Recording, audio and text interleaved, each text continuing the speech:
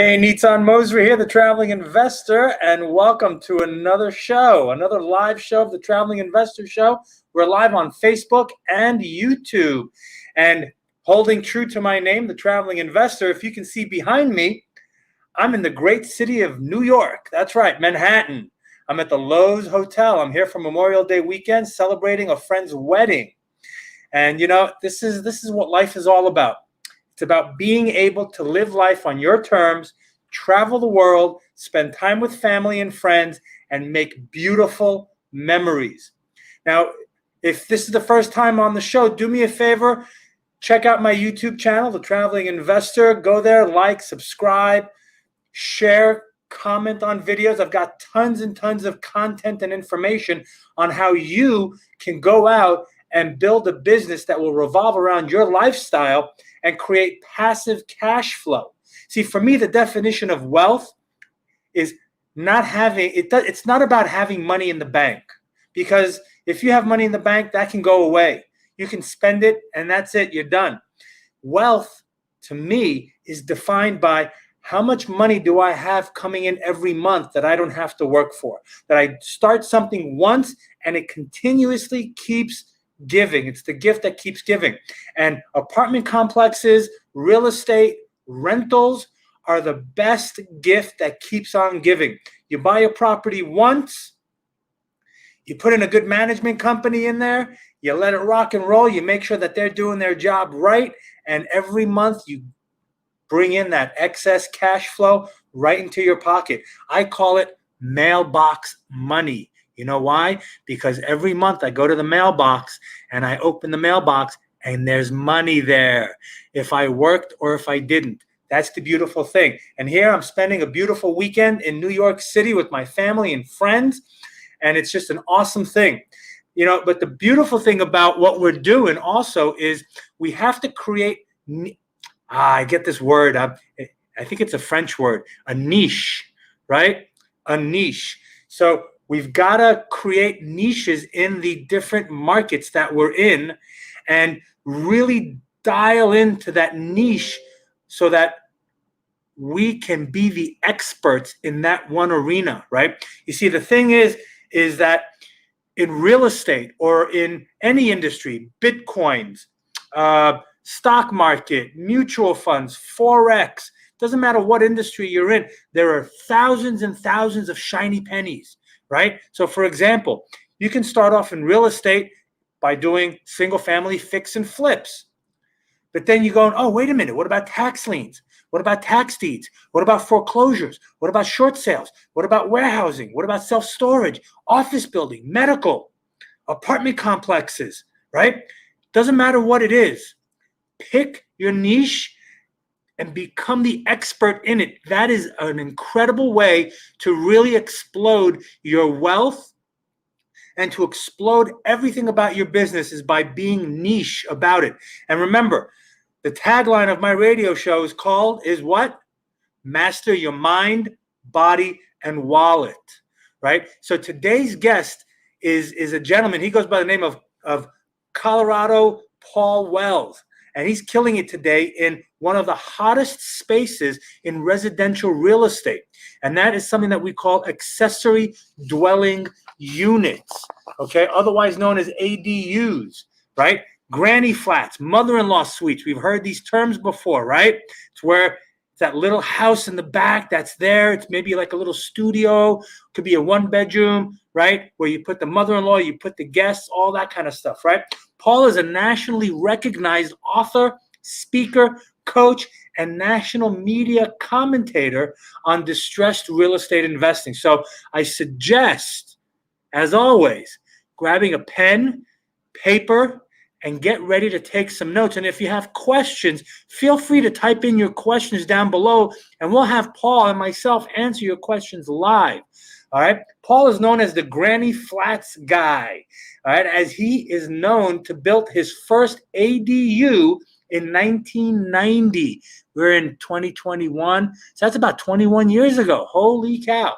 He's been a full-time real estate investor for almost 20 years and investing in real estate for 30 years since working with Tony Robbins from 1998 to from 1998 to 1991. I don't know if those numbers, we'll get those numbers correct, those years. Paul's been a professional skier. He's worked on a Colorado dude ranch. I've always wanted to go and spend time on a dude ranch. He's been as a wrangler at 55 years old to actually being on an airplane on 9/11. We'll hear more about that. That horrible day moved him to make life-changing decision to be a full-time real estate investor. And he's going to tell you why that day is significant in his journey as a real estate developer. So his zest for life will be obvious, and his mission as an evangelist for accessory dwelling units will be clear.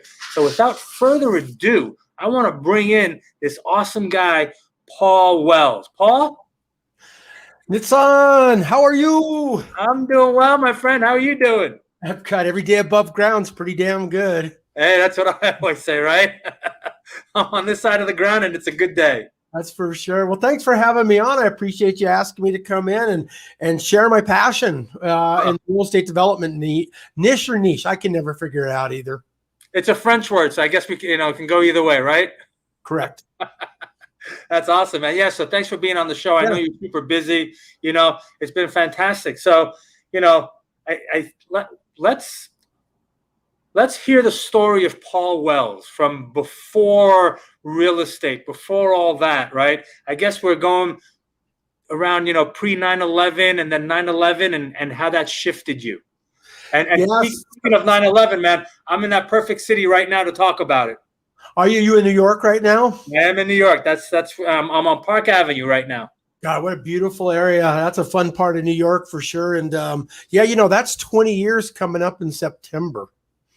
So right. It's been a 20-year journey for sure. And, I grew up in San Diego, in the East County of San Diego. And as soon as I was 17 years old, I'm out of here. I moved to a place called Mammoth Mountain, became a professional skier, and did that for 7 years, moved to Colorado in 1985, 4 years down in Durango, going to college down there, kept skiing, working with the race department down there, and then graduated and had the good fortune. One of the things Nitzan is, and am I pronouncing it right, Nitzan? That's fine. Yes, that's great. Okay. One of the things that I've learned for a long time is you can get what you focus on, and you never know when something great is going to come from what you are passionate about. And so one of the things I've always wanted to do was drive a limousine. Because I figured everybody's having a good time in a limousine. So I graduated from college, went back to San Diego for a couple months, and I have to have something to do. I don't sit around very well. Even at 61 years old, I still, I retired 5 years ago and was retired for all of 2 weeks.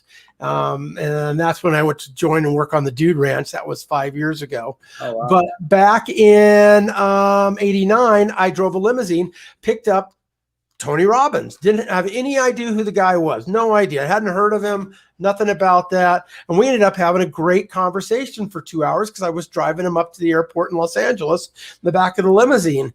And so after about an hour, the back window comes down and he jumps up, to that front back seat, and we start talking.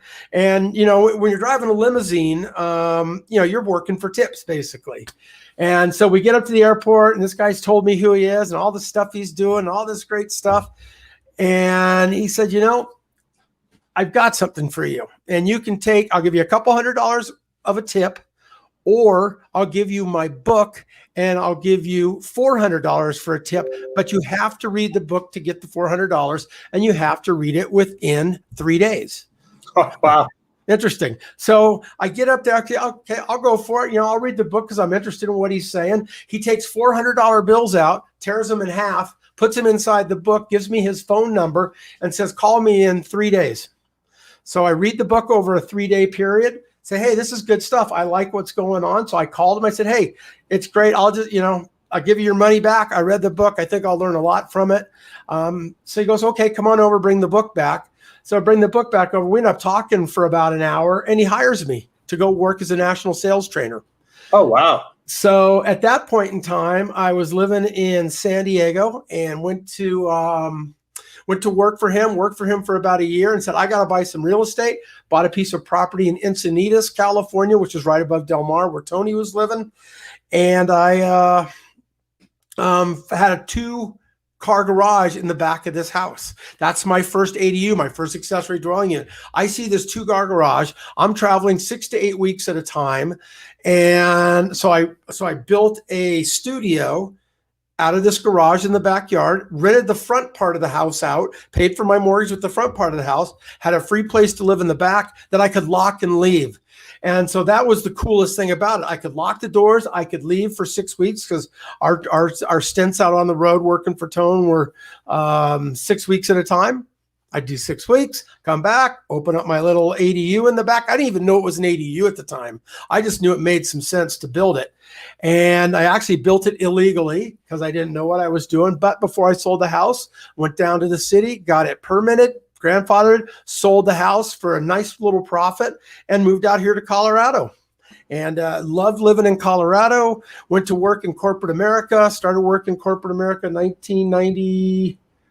I want to say 3 or 4, something like that. And was working for Lucent Technologies, a software company, and was as a vice president of business for another software company called Gold Systems.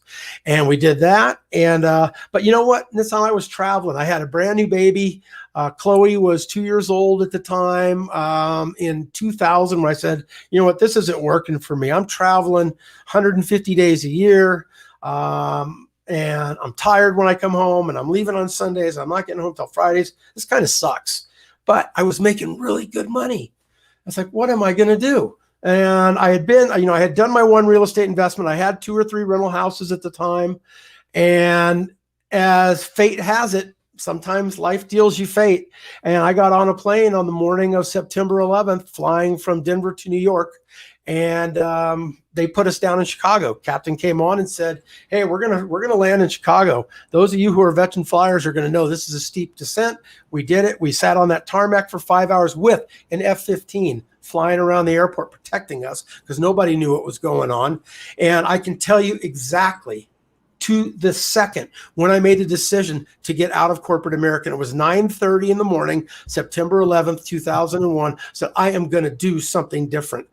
Went and spent the night at a hotel, was in Chicago for 4 days. But the second night we were there, I'm up late night, it's midnight, and I'm watching TV, and a Carlton Sheets Nothing Down commercial comes on, right? You know this.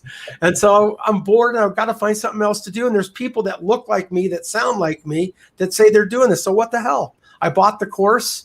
And 2 months later, my company had laid me off because technology went down the tubes. And 2001, I said, I am now a full-time real estate investor. And I'd saved enough money, so the first year wasn't too bad. But after that, I started buying and selling houses. And as they say, here we go. And I've done very well at it. I've enjoyed it. One of the things that Tony taught me, I find myself using a lot of the lessons that Tony taught me. One of them was massive action equals massive results. And I did that in my investing business. It paid off handsomely. And here we are, 20 years later. Absolutely. Wow. That's an incredible story. That is an incredible story, flying around, being in a plane on September 11th and then landing. That's just, I got goosebumps right now just thinking of it. Me too. I get it too. I get shivers when I think about it. Yeah. I was living in Israel at the time. And I remember I was in my apartment in Tel Aviv, looking over the ocean, looking over the Mediterranean. And my friend who just got called into the army, he calls me. He goes, "Hey, dude, we're at war." I said, "What?" He goes, "We're at war." I go, "What do you mean?" He goes, "They just bombed the Twin Towers in New York City." I said, "Nah." I said, "It can't be. Maybe a small plane crashed into it. Who's going to say so? Who's going to knock down the Twin Towers?" And I turn on the news and I see the second plane going into the building, and I freaked out. I was like, "Oh my God!" It's one of those days that you will never, you'll never forget where you were, what you did, who you were with, or anything like that. True enough. Yeah, my ex-wife and my mom are calling me, going, "Where are you?" Because planes are crashing into buildings, and they knew I was flying that day, and they knew I was flying towards New York. So yeah, it's pretty crazy.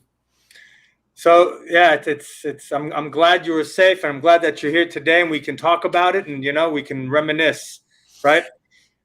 Let's talk about real estate. Say that again. I said 100%. It's good to be here. Right. Absolutely. So tell us how. So you got started kind of on a fluke, with these ADUs, right?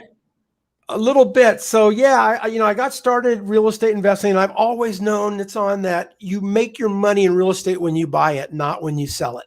Those buildings behind you, those guys made their money, or gals made their money when they bought those buildings. They'll enjoy the returns when they sell it, but you've got to be a smart investor, and I learned that as well. And so I always knew the distressed property market was something I was very interested in, and I got very interested in 2003 in fix and flip. So buying a house that was a little bit dilapidated, fixing it up and selling it. And I always learned from my first mentor, when you add square footage, you make money. And if you add square footage, you're going to be able to sell it for more than you buy it for. And that's what happened. So I would buy these houses and I would remodel them. I would add, an extra 500 square feet to the side of the house, extra rooms, something like that. And for every dollar I spent, I probably made $1.50. So that was pretty dang good. And then what ends up happening is we head into 2006, and I'm pretty good at the time. I've written courses on buying foreclosures. I've written courses on buying liens. I've written courses on rehabbing. And I'm now at this point in time, I'm speaking around the country about it. I like to speak from working for Tony. He taught, the best platform speaker I've ever seen by far. And he taught me about speaking from the front of the room. And I loved it. Never was shy, never intimidated. And so I got out there and was on the quote unquote real estate investor circuit, going to real estate clubs, teaching people how to buy foreclosures, how to buy liens, how to do rehabs. And 06, 07's coming along. One of my mentors was an ex-banker. And he said, listen, you're already buying foreclosures. I'm telling you, in the next 12 months, there's going to be blood in the streets. Start getting foreclosures now. Start picking them up. And so I did. And I learned how to take over houses, what's called subject to the existing financing, meaning people basically gave you their house in order to save their credit and not go into foreclosure. Did very well with that. And about 2008, I get a phone call one afternoon from a producer at CNBC. They said, hey, we've heard what you're doing. I'd like to talk to you a little bit about it. And we had a 15-minute call. Said, hey, we'd love for you to come on and do a first show with a gal. Her name was Maria Barta. I can't remember her name. But she was a CNBC commentator. I think she's still on CNBC. But they asked me to come on, and I'd talk for 2-3 minutes about the state of the market when it came to the foreclosure numbers and what was happening, and got very good at that part of it. And between investing and getting my name known and selling courses, etc., did pretty well and was able to retire in 2016, which was awesome. Thought it was anyway. I got bored. That's it happens, right? Yeah. Boredom sets in and you kind of wondering what goes on next. And so in stepping back a little bit, in 2012, I wasn't working as hard as I was the previous few years, but I'd always known about this ADU that I had built in San Diego in the back of my mind. But this is pretty cool because it's perfect for an aging in place parent or an aging in place loved one. It's perfect for the short-term rental market. It's perfect for the long-term rental market. Perfect for a home office. Perfect for a studio. Perfect for kids coming home from college. There's so many things you can do with these. And they were super flexible. So I bought a piece of property in Denver where I was living at the time and tore it down and built a brand new single family home and a detached ADU, because there's 4 different types of ADUs. I like building the detached ones. They're called DADUs, detached ADU. And I enjoy building those more than I enjoy the other 3 types. And so I started building them. And every time that I would build one, I would sell it very quickly. So let's say average days on market for a property for sale in Denver at that time was 75 days. I was selling my houses in 2 to 3 days. Oh, wow. Like, okay. Don't have to hit me over the head too many times to figure out we got something here. Right. And I kept building them, and they kept selling quicker and quicker and quicker. And so I started doing 3 to 4 a year. And every time I built one, sold it very quickly, made really good money on them, and just have been doing that nonstop since 2012, full time with ADUs.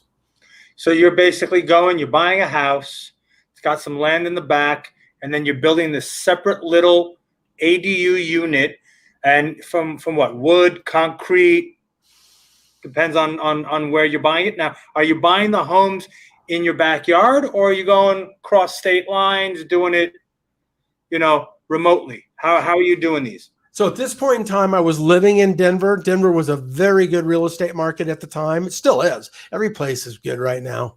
But I would find the right property. You have to find the right property. You have to have at least 1/4 of an acre. You have to have a good site survey or site plan.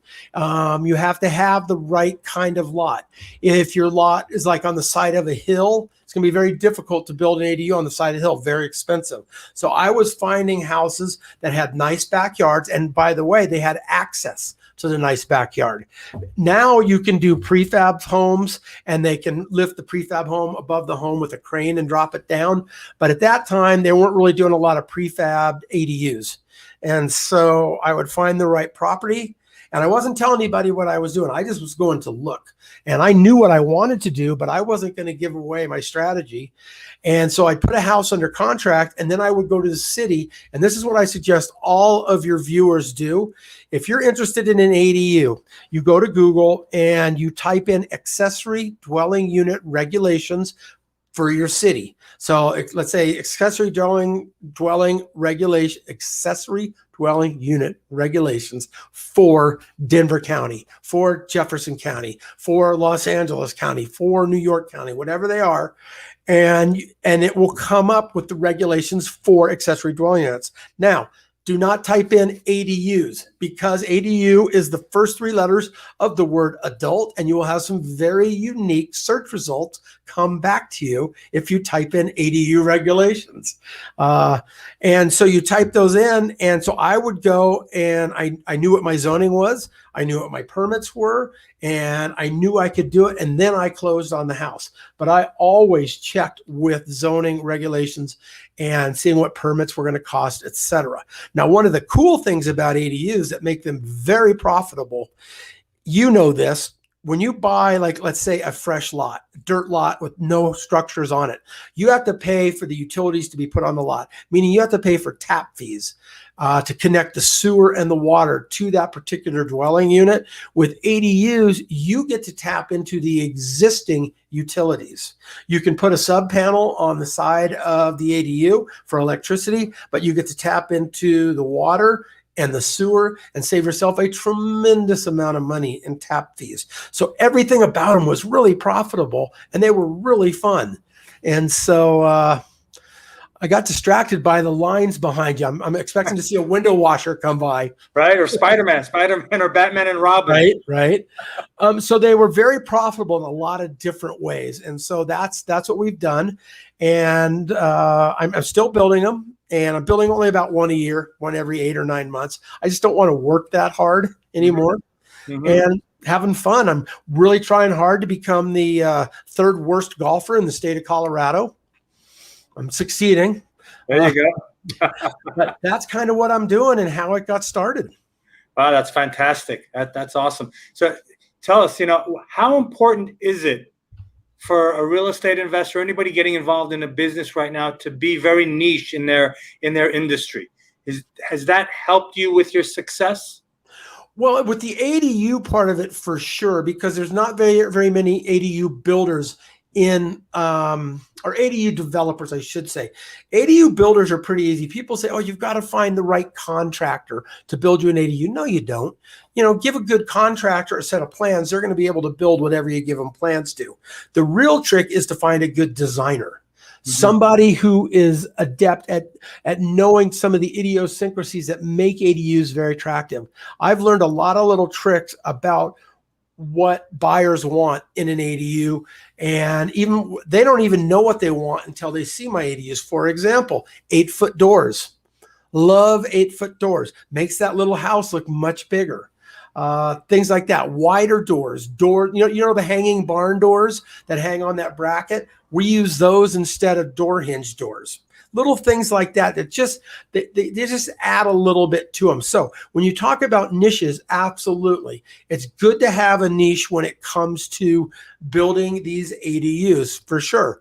I have 3 niches that I work on. One is my acquisition niche, and that's finding houses that are in distress. foreclosures, buying them subject to, buying houses that are not in great shape.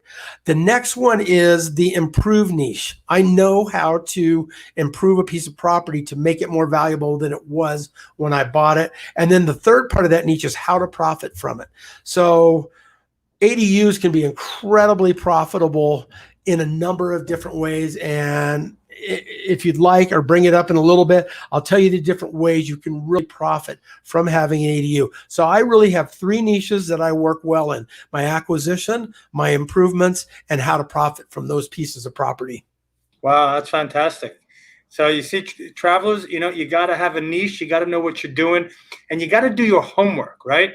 From what I'm listening to, you really got to know what you're doing. You can't just go and buy a house and then just, after you bought it, say, you know what I'm going to do? I'm going to put an ADU or whatnot. You really got to understand what you're buying first, right?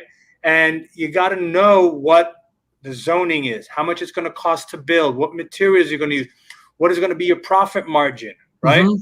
All Sure. that you need to know before you actually buy the property, right? Oh, I think you do for sure. You've got to know your numbers in real estate. Well, it's like anything. It's like any business. The people that know their numbers are the people that succeed. If you're just out there throwing stuff against the wall, hoping it sticks, yeah, right now you'd get lucky because the market's out of control. But my most profitable years were 2007 through 2010, the quote unquote recession where everything was terrible. I made a ton of money. It was great. And so you've got to kind of know what you're doing. You have to have strategy. And one of the other things I learned from Tony was success leaves clues. So does failure. So let's follow people that are successful. And I think it works in any business. Absolutely. Absolutely. Success definitely leaves clues. Failure leaves clues. But I also like to say, and I'm sure Tony said, and I'm sure you know it as well, there is no success without failure, right? Kind of goes hand in hand. A lot of times people are afraid to take massive action or any type of action for fear of failure, right? Oh, what if it doesn't work? What if I lose money? What if I whatever, right? What if? And that what if, what if I lose? What if I fail? What if I look like a fool in front of my friends and family? What ifs? That what if stops people from ever getting on that road and path to success. So what do you have to say to people that are afraid about taking action because of failure? So it's really interesting because you come into some philosophies that I think are super important. You talk about fear. Fear, the acronym for fear is false evidence that appears real. How bad can it be? You told me that you were living in Israel in 2001 when 9/11 hit. I live here in Western Colorado. It's a gorgeous part of the country. We love it. And I watched what happened last week in Israel, and watch what those people went through. And I think to myself every morning when I get up, how lucky I am, and I'm not saying that to disparage any part of the world, but I look at Syria. I look at other places in the world that seem to me to be very oppressed. And I'm saying, what's the worst that can happen? And by the way, I've had this attitude for 60 years. I really have. My mom and dad have always said, "Man, you've always been a positive thinker," and I have been. And I like it like that. So fear is false evidence that appears real. Making offers, massive action. So when I was learning how to be a real estate investor, I was going to real estate clubs, listening to speakers, talking about making 25 offers a month. I'm like, shit, I can make 25 offers a week. And so that's what I did. I started making 100 offers a month. And I started getting deals coming in, and I started networking with people who saw it. And so it was this snowball effect with the people that I was networking with the people I was doing business with. And it has it's perpetuated into, at times, very successful times. Sometimes it's been rough, but it's a mindset. It's like, if you believe you can or you believe you can't, you're right. I would make offers on houses that were so low that they were embarrassing till I started getting offers accepted. Hey, this house is worth $100,000 today. Okay, cool. I'll give you $45,000 cash for it. We'll close in a week. I'll pay all closing costs. What do you think? No, no, no, no, no, no, no. Yes. Ha. You make your money in real estate when you buy it, not when you sell it. That's right. That's right. Absolutely. Absolutely. And it's all about making those offers, right? Mm-hmm. I remember I was, when I was flipping houses as well in 06, in 08, 09 and whatnot. I was doing the same thing. I was sending out offers that people were coming back to me going, are you crazy? Really? Did you just offer that? I offered $16,000 on a 3-bedroom, 2-bath, concrete block home, 15, 20 minutes from where I live in South Florida. And people go, what are you, crazy? Maybe I am, maybe I'm not, but I'll put that offer out. Let's see what happens, right? Right. Like you said, no, until somebody said yes.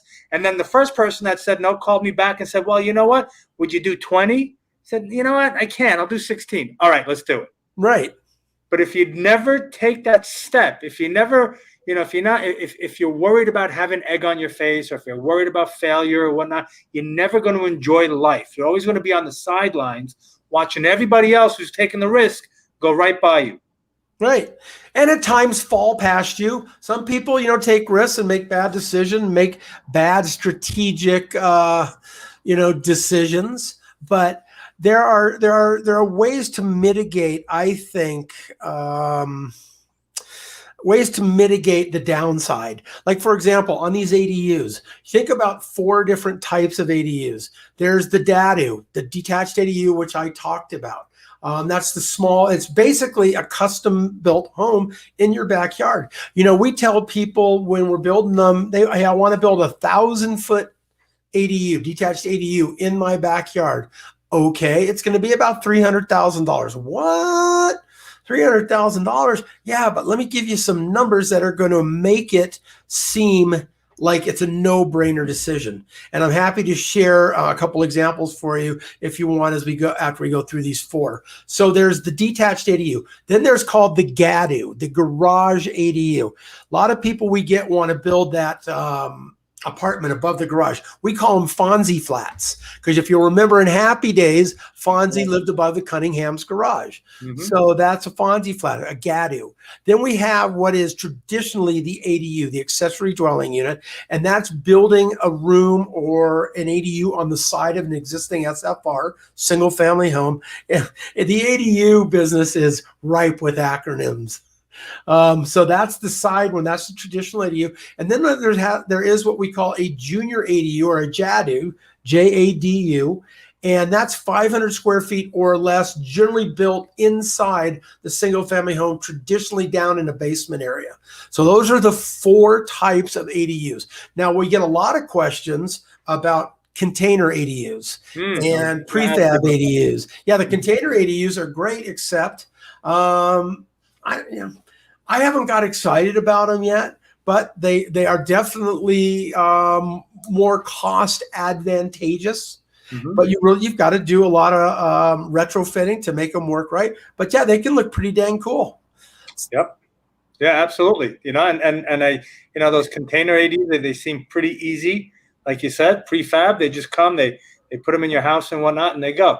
But let's, if you don't mind, let's run some numbers, like you were saying. Sure. Well, let's think about, let me give you what I think are, so let me ask you this, not considering New York City, probably the highest price per square foot neighborhoods in the world. Let's just say a place outside of New York City. And you guys on the feed can think about this to yourself. What does a 2-bedroom house cost to rent a month? $2,000, $3,000? Yeah, about that. Let's just call it $2,000. Mm-hmm. So if I build a 1,000 square foot ADU at $300,000, okay, that's $300 a square foot. If I can get $2,000 for it, how long will it take me to get back that $300,000? 150 months, right? Mm-hmm. Okay.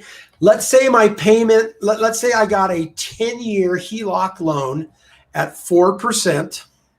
That's about $2,000 a month in payments. So you would be able to pay that ADU off, that detached ADU off, in 15 years at those numbers. So that's pretty good. You get a payment back. You get some long-term renter paying you back at $2,000 a month. All right, let's look at it a different way. Let's say you've built a 2-bedroom ADU, cost you $300,000. Let's say you have an aging in place parent. Your aging in place parent has been living in a 3,000 square foot house for 40 years, raised you there, etc. They are tired. And if they're 70, 80 years old, they're tired of living in a house that big. They're utilizing probably 30 to 40% of the space since the kids aren't there anymore. And that parent is wanting to downsize. How about we build a detached ADU in the back of that big house, if possible, and let mom or dad, whatever life circumstances have brought, live in that back ADU, and let the kids and the grandkids live up front. Now what we've done is we've created a positive family environment, a family compound, if you will, that it will make the remaining chapters of mom and dad's life very, very good, very feeling good. They're with their family, they're with their kids. I can tell you story after story of clients who've done this, who it's just created a positive family environment and positive family impact. Okay, let's go a step further. Mom and dad, 70, 75 years old, and living in the big house, let's say, and they're starting to need just a little bit of care.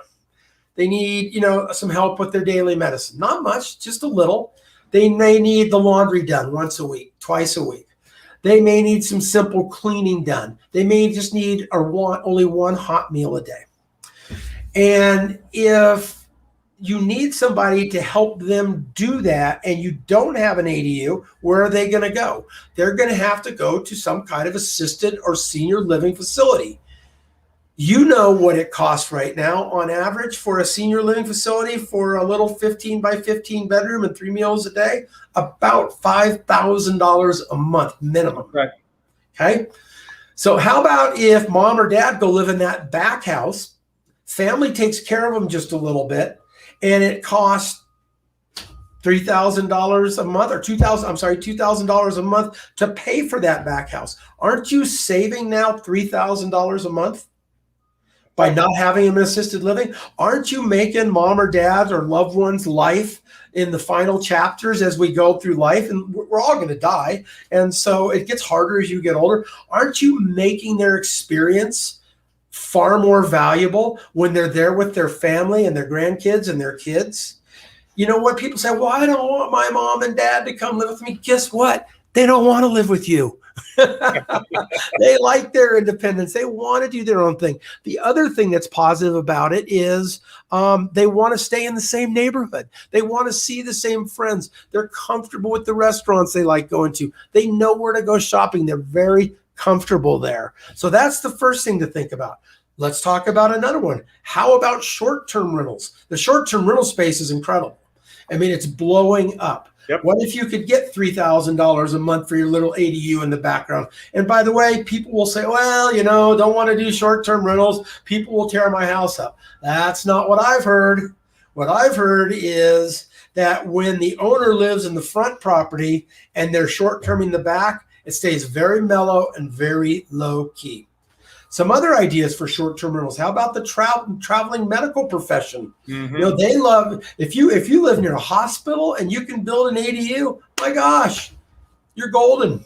So there are some ideas thinking about how to make money. The ROI, Nitzan, is incredible. The ROI is unbelievable.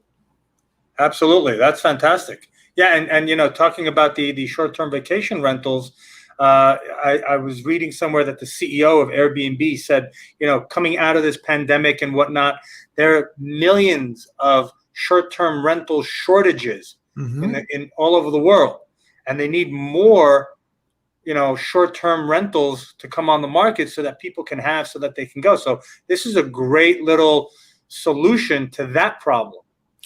Well, let me tell you a little caveat to that. Accessory dwelling units are basically designed to be an additional housing structure in conjunction with the single family housing. Some municipalities do not allow single family homes or ADUs to be used for short-term rentals. So it's something you really want to be well aware of what the regulations are in your area. However, I will tell you that there are no short-term rental police rolling around. There's really not. You know what I'm going to have? I'm going to shut my microphone down for just a second. I'm going to stand up and shut my window because I'm about ready to dump a load of rocks out of a dump truck outside the room. You were going to hear that. So there are so many advantages. The ROI is so good with these. And it does take some pre-planning, and it does take some site evaluation, and there are some professionals that you want to have in your team, on your team. You want to have a designer. You don't need an architect. You can get a designer and get a structural engineer to help you out. You want to have a good contractor. And that's one of the things we do is we talk about contractors and how to find a good one. So you want to have a good contractor. You want to have a good landscape designer and do that as well. One of the things that I recommend for people who have never managed a project like this, if you're gonna do a detached ADU and you're gonna spend $300,000, spend $5,000 on a project manager, somebody who oversees all of the project from beginning to end, because it is a project. There are steps involved. There are invoices that have to be paid. There are dates that have to be met. There are draws that the contractors are going to want. And if your listeners have never done this on their own, it can be a daunting task to be a project manager. That's right. Absolutely. I agree with you 100%. If you don't know what you're doing, you got to hire someone that does. It'll save you a lot of time, a lot of heartache, a lot of stress, right? And if you're when you're doing your numbers, if you're already calculating it into your numbers and into your budget, just go ahead and, like you said, just go and find someone that'll do it, because we always want to do what will bring us the highest ROI, right? Sure. So if my highest and best usage of my time is finding the next deal, well, I don't want to spend my time being the project manager. I'd rather go out and find the deal so that we can continue moving it, right? So everybody you need to know what your highest and best usage of your time is, what you like to do, and what you're good at doing, and let everybody else do everything else. I agree 100%. It's a fine balancing act to be able to do right. The other thing I'm going to strongly suggest people that are thinking about doing this is add 10 to 15% to your time budget and your monetary budget, because there are going to be curveballs that are going to come. And by the way, this is not a short-term project. If you're going to build a detached ADU, you better plan on 7 to 12 months. Right. Absolutely. That's it. You got to. Things always happen, right? The inspector was delayed. The permit got a little bit backed up. The delivery of the containers of the raw materials didn't show up. So you always got to budget and give yourself a little bit more time on any aspect that you're doing, And when we're doing multifamily and we're in the acquisitions mode and we're putting out offers, I always throw in, an extra 15, 20-day extension, because you never know what's going to happen. And I would say about 95% of the time we use those extensions because things happen. The lender's delayed, title company's delayed, whatever it is, there are delays. And if you're not ready for it and if you're not planning for it, you're just going to kick yourself in the ass when it happens. Well, and that's a really good point, because you talk about title, you talk about lenders. Let's talk about subcontractors that are building this for a second. Let's say you've roughed in your whole house. It's roughed in, it's ready for insulation, it's ready for drywall. And you've got your drywall guy scheduled. He's coming a week from Monday and he's ready to go. These are the trades, the good trades right now are very, they're very backed up. They're very much in demand. And so the good trades, you want to get them scheduled and you want to get it done. Let's say, for example, you're roughed in and you're waiting for the insulation to come and the drywall guy is going to come in a week, whatever. All of a sudden, the insulation guy can't come. and you've got everybody lined up from drywallers to tapers and finishers to your cabinet people. They're all lined up in a row on your calendar. One of those subs doesn't show for whatever reason, your whole timeline is a mess, and it can push your project back a month or 2 months. Ask me how I know this. Right. Right. Absolutely. Absolutely. Right. We talk from experience, right? The gray doesn't come just on its own. Yes, I call what's the word I use? The gray experience, or the gray hair experience, it's a good experience. Right. What's the saying? Knowledge comes from bad choices, and wisdom comes from knowledge, or something like that, right? It's like that. You go through life, you make a decision, you'll know quickly if it was the right one or the wrong one, and that's how we learn. So it doesn't matter what you want to do in life. Go out there, take risks, mitigate the risks by doing your homework, by having the right people on your team, by knowing what you're doing. Mitigate that risk, but take action. As Tony says it, and as you say, massive action, right? Right. Yep. Massive action leads to massive success. It's interesting because when I was traveling around the country and I was doing speaking at real estate clubs, I started making my second round at these city circuits. So let's say I was going to Dallas, and I had been there 18 months, 2 years earlier. And I'd get people that come to see me again at the real estate club. Hey, Paul, good to see you. Bought your course, took your mentorship program. Great, John. How are you doing? How many deals have you done? Well, I've got offers in on 2 properties right now. Great, John. How many deals have you done? Well, I haven't been able to quite pull the trigger yet on any deal. It's like, come on, give me a break. 2 years later, it's like in any other business. There's a lot of wannabes and there's a lot of doer bees, and I'd rather work with the doer bees. Absolutely. Absolutely. And you know what? You just got to get it in your head that sometimes we will make mistakes. You got to have big enough shoulders to take on the world and say, yep, that was a mistake. Let's learn from it. Let's not dwell in that error. Let's look at it. Let's adjust, and let's continue to move on. Right? Of course. People get so caught up with, oh my God, I can't believe that happened. I lost some money. That didn't work out. I didn't make enough money. Things happen, and they stay in that place, in that mindset, in that physical location, that emotional location, and they never move forward. They never move out of that. Correct. Right? Yeah. And they get stuck in the mud, and they try 2 or 3 offers that don't get accepted. Oh, well, this isn't for me, and my family says I'm stupid, and this is really a dumb idea. No, you know what? 5% of your offers are going to get accepted. That means 95% are going to get turned down. So if I make 100 offers, I'm going to get 5 accepted. If I make 10 offers, I'm going to get a half of one accepted. Right. Come on.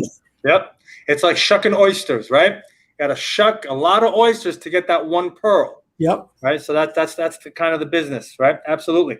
Listen, we have a few minutes left. I want to talk about the Dude Ranch. Hey, everybody likes to talk about the Dude Ranch. Everybody likes to talk about the Dude Ranch. What made you decide to go live on a Dude Ranch or work on a Dude Ranch? What was that whole mindset? How was it? It's interesting because it kind of comes back to some of the things I learned when I was working for Tony and some of my beliefs. So it was 2016, and I told you I retired. And I sat around for about 2 weeks, and I was calling up my friend Nitzan. Hey, Nitzan, come on, let's go play golf. No, I got to work. Call up Joe. Joe, got to work. Everybody's working. I'm freaking bored. Right. And Colorado Paul does not do well being bored. And so a buddy of mine came over one Saturday night, and this was in April or May of 2016. He came over one Saturday night, and he said, well, what are you going to do? I go, let's figure something out. And we sat around and we sat around the fire, and we actually went and got a bottle of bourbon and opened that up and had some encouragement around the fireplace that night. And I told him about the things I like to do. And he's actually a life coach, and he's really pretty good at it. So he started asking me questions. And what do you want to do? What are you good at? What are you better at? What do you like to do? And a lot of stuff that I came up with was perfect for a dude ranch. And he said, you need to be around people. I love the outdoors. I play the guitar. I like to cook. I like hosting people. And he goes, well, a dude ranch is perfect for. I said, that's great, Will. That's great. Only one problem. I'm not a very good horseman. I'm pretty good around horses, but I'm not that good. And my take is wranglers need to know how to horse ride. He goes, I'll tell you what, I think it's what you should do. And I think you should figure out a way to do it. So I wake up the next morning. I'm like, he is right. And it'd be really fun. I'd love to do it. Colorado high country in the summer is the best. And so what I did was I sat down and started doing some research, found the Colorado Dude Ranch Association online. They had 40 or 45 ranches in the Dude Ranch Association. I created a Word document and told them exactly who I was, exactly what I was doing, how old I was. And I said, here's all the things that I think I can do to help you. Boom, boom, boom, boom, boom, boom, boom. I'm a fly fisherman. I like to mountain bike. I can shoot. All the stuff that you do on a ranch. And I sent it out to all 40, 45 ranches. And I emailed every one of them. Within a week, I had 2 calls back from one ranch on the western side of Colorado. And I was living in Denver at the time, so I didn't want to be here on the west side because it's 250 miles from Denver. But then I got a call from a guy named Noel May, who owns Black Mountain Ranch in McCoy, Colorado. If you want a great experience, that's one. So I set up a time with Noel and we met. He was just getting ready to go off and go helicopter skiing to finish up the ski season. He came back. We met down in Golden and we talked for about an hour and he said, you know what? I think I got a spot for you. We have this thing that we call a pack camp. And we host people at this pack camp. They go for a ride. We make them dinner and we light a fire, we tell stories around the fire, and they go back. And I said, that sounds kind of cool. She goes, I'd like to hire you. How much money do you want? I said, I don't want any money. I don't need money. I just want to come do it. You guys train me. I'll come do it. We'll have a great time. But Noel's super honorable. He said, you know what? Anybody who comes works for me gets paid. So I donated the money to some association. But so he hires me, and I showed up there in May of 2016 and went to work at Black Mountain Ranch and had my cowboy hat and bought some, cowboy-looking shirts and wore my jeans and had my old boots, and I did the part. But I loved it, Nitzan, because I could ride all the time. I got to be a good horseman. I really enjoyed riding, enjoyed fishing up there too. I'm an avid fly fisherman, so that was fun. But what it came down to was making a decision. And once again, if you believe you can and you believe you can't, you are right. Right. And boom, there it was. Been a wrangler up there at Black Mountain and absolutely love it. I'll tell you what, though, hardest damn job I've ever had. Because those other wranglers were 25 years old. Right. Here comes old 56-year-old Paul coming up there. And I made the mistake getting so excited that I wanted to go up there before the guests got there. Well, guess what they did? They put me to work. Oh, yeah. I'm sure. Hardest job I've ever had, bud. But you know what? I'm sure you loved it, right? Every second. Every second. Loved it. You loved it. Because it was energizing for you. It was something that you enjoyed doing. It fed you, right? You know what was neat about it was we would get people from New York City, for example, Mr. and Mrs. Johnson with their 2 kids, and they would come out there. And the one thing that Black Mountain doesn't have is internet service. Ah, beautiful. Everybody's got their phones, and they get there, and they're all working them, and nobody. And they'd have a orientation that night. Hey, by the way, Mr. May, my phones don't work. Yeah, they're not going to work up here. We got no internet access. So I'll tell you a funny story. We were doing a camp out with a group of about 20 of them one night, and it's a gorgeous night in July out under the beautiful stars. And you could see the stars up there. The moon had been full a week ago, so it's black as black gets, except for the stars. So the kids all brought their little cots out, laid them outside, and they all were going to sleep out at night. Big deal, right? And so they're all laying there, and the kids are the one who had the biggest problem with no internet. Parents loved it. Sure. And so the kids are out there, and we're looking up at the stars, and I'm telling a story or doing something, and across the sky comes a communication or a satellite, right? And one of the kids goes, "What kind of satellite is that?" I go, "Oh, it's probably a communication satellite." He says, "Can I connect now?" But all those parents would tell you it's one of the best family vacations they ever have, because they're able to connect with their kids. So It's really fun. It's really fun to be a part of those people's lives during those times. Awesome, man. Awesome. Yeah, it's great. It's fantastic. I definitely want to do that with my kids. It'll be a great, I think it'll be a great experience. Well, you let me know when you want to go, and I'll set you up there at Black Mountain. Awesome. I'll definitely actually any of your viewers, just reach out to me. And well, how can they reach out to you? Share some contact info. You can reach out to me. You can see my website, aduclass.com. If you go there, I give out free trainings on ADUs. I promise you're not going to get spammed with a zillion emails. I'm not that smart. I don't know internet marketing that well.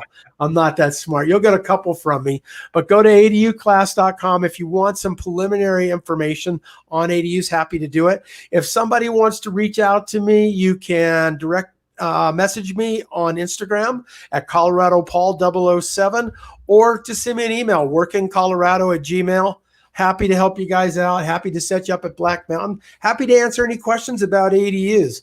I really enjoy it, and I enjoy talking about them. As a matter of fact, my partner Jeff and I started the National ADU Association, and we are currently in talks with AARP and National Association of Home Builders about being a provider of information on ADUs. So ADUs are gaining traction. I strongly suggest anybody that has a single family home, that they have some room in the backyard, really think hard about building one of these. The ROI is fantastic, and I'm happy to walk someone through a site survey and through some numbers. Happy to do it. Awesome. Thank you. Yeah. And Wendy here says that, awesome information. She lives in Denver, and she's been wanting to build an ADU for years for her parents to retire in. So, there is a huge demand for it. People want to, just like you said, our parents, the older generation, they want to live in their golden years with some dignity. Right, with some pride, with some enjoyment, with independence, and not having to be a stress or burden on their family and pay $4,000, $5,000, $6,000 a month for a crappy place to put your parents in. It's just it's a terrible thing. I have my mother. She's 85 years old. She lives in Miami. She's like, she goes, "Don't ever put me in one of those homes." She goes, "I'd rather be dead than go into one of those homes." And she still lives by herself today, 85 years old. She wants that independence, and I think these ADUs are fantastic. My mom too. She's 91, living by herself. She lives on a slopeside hill, so we can't build her one. She would like one. We call it multi-generational living. And, we have a silver tsunami coming at this country, Nitzan.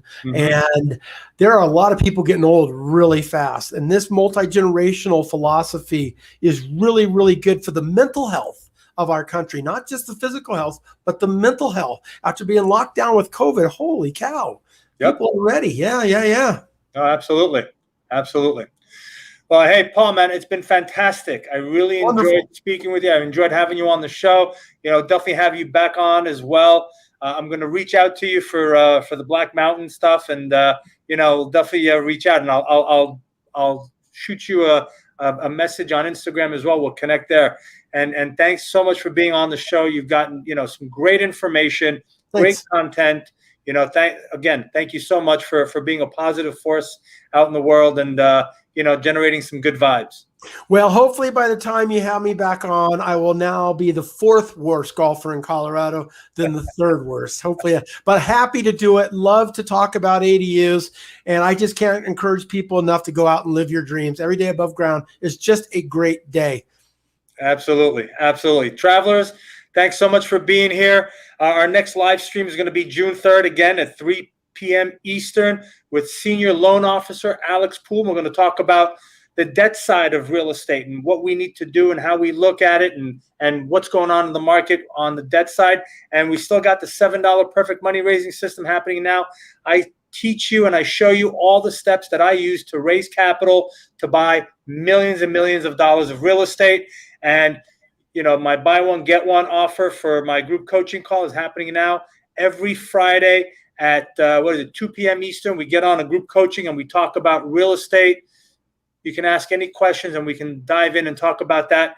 So that's buy one, get one. You sign up for 1 month, get the next month free. That's always there. Once again, travelers, thanks so much for being here. I'm Nitzan Mosby, the traveling investor, with Colorado Paul on the line as well. And we'll see you next week somewhere on Spaceship Earth. Take care. Have a blessed weekend.